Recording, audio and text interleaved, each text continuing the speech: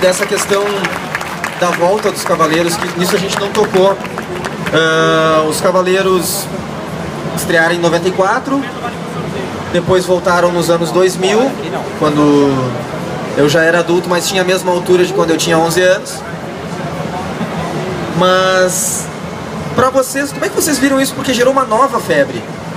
Com o lançamento dos Cloth Meat da Bandai, as figuras também, as menores, voltaram para as lojas.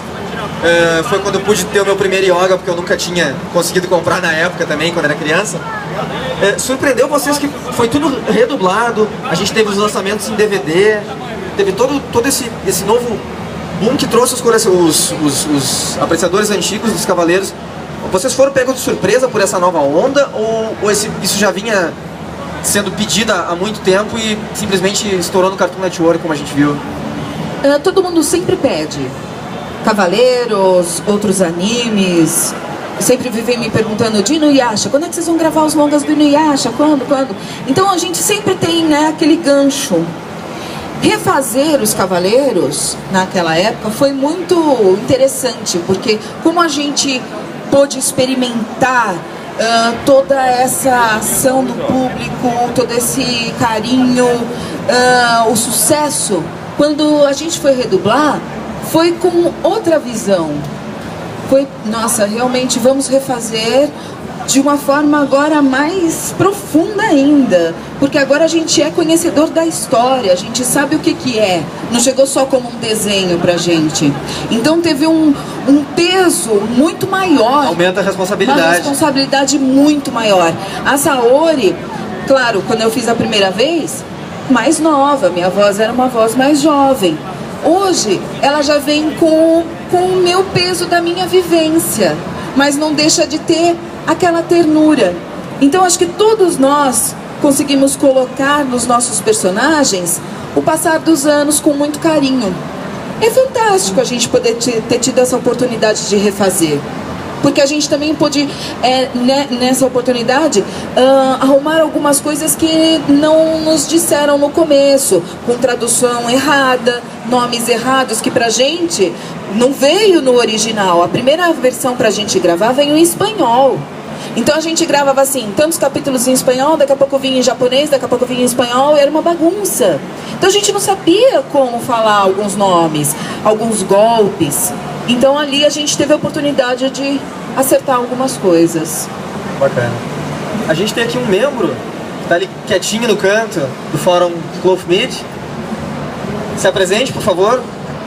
Pessoal, boa tarde. Primeiro de tudo, como fã, é um prazer imenso poder estar perto de grandes astros. Obrigado.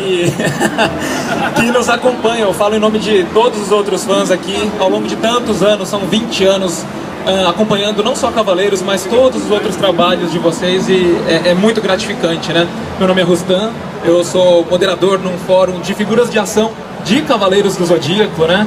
E graças ao trabalho de vocês durante todo esse tempo, é que hoje eu tô falido financeiramente, porque esses bonecos aqui não saem das nossas casas, das nossas pretensões, e é muito, muito especial saber que cada um deles, para nós, quando tá na nossa estante, na nossa casa, na nossa prateleira, guarda um pouquinho de cada um de vocês. Encaixar cada peça de armadura é como ouvir cada um de vocês falando alguma frase do anime. É sensacional e eu agradeço de coração Letícia, Elcio, Gilberto e, claro, o Francisco, né? Yoga, meu favorito. Eu não queria dizer, mas também é o meu favorito. Caso eu não tenha percebido. Que era o único que podia encarar o Wiki, né? Talvez o Shiryu também. Que uma vez eu assisti uma maratona na Manchete, de um dia inteiro. Que os Cavaleiros do Zodíaco na Manchete, pra quem não sabe, quem é mais jovem, já no final da Manchete, era como Chaves no SBT. Se eles precisam de audiência e não tem o que botar, eles botavam uma maratona dos Cavaleiros o domingo inteiro, passando embaixo o que ia ter nos programas mais tarde. Então uma vez eu assisti acho que uns 8 episódios com meu pai, e ele me disse assim, tá, eu acho que eu entendi, o principal é o Wiki. Eu disse, não, o principal é o Seiya. Mas o Seiya só apanha. Eu disse, pois é, mas é assim.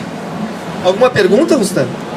Bom, como praticamente todas as perguntas básicas já foram esgotadas, E como eu sempre fui muito admirador de dublagem, até o Gilberto já foi à minha cidade natal, Campo Grande, lá no Mato Grosso do Sul, o Elcio, o Francisco recentemente também esteve lá, pude conhecê-lo. Enfim, sempre tive sonho, sempre gostei de fazer as vozes, tentar ao máximo reproduzir o que vocês falavam, né? De guardar diálogos na cabeça. Enfim, para não fazer aquela pergunta básica, como se tornar um dublador, que provavelmente muita gente sabe, o que eu gostaria de saber é como vocês conseguem, que tipo de treinamento com a voz vocês fazem para que ela se conserve tão bem, porque é claro, o impacto dos anos faz com que ela se altere, né? O timbre, a entonação, enfim, como é que vocês fazem para conservar isso? Os treinamentos, né? Porque vocês devem passar, afinal de contas é um instrumento de trabalho de vocês. É isso que eu gostaria de saber. Obrigado. Tá bom, alguns filmes que a gente faz exigem muito da voz, né? São gritos, filmes de terror, ou mesmo alguns filmes japoneses que tem vários golpes de ação. O próprio Cavaleiros do Zodíaco. Bom, enfim, a gente toma um cuidado básico de aquecimento, às vezes nem todos fazem, mas se você vai ter uma gravação no dia seguinte, você se poupa, não fala muito, dorme cedo, não tome gelado.